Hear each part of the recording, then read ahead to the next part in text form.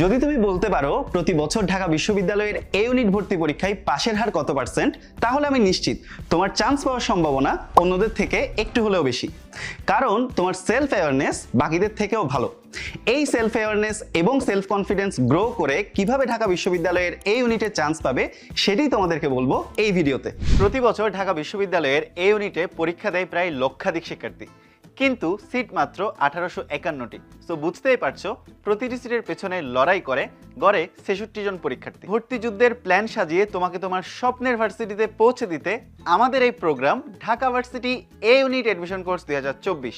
এই ইউনিটে লিখিত ও এমসিকিউ পরীক্ষার জন্য তোমাদের সময় থাকবে 90 মিনিট, যেখানে লিখিত পরীক্ষার জন্য তুমি পাবে 45 মিনিট এবং এমসিকিউ পরীক্ষার জন্য তুমি সময় পাবে 45 মিনিট, যেখানে তোমার physics, chemistry, math, biology, Bangla এবং ইংরেজি এই 6টা বিষয়ের মধ্যে 4টা বিষয়ে 60 মার্কের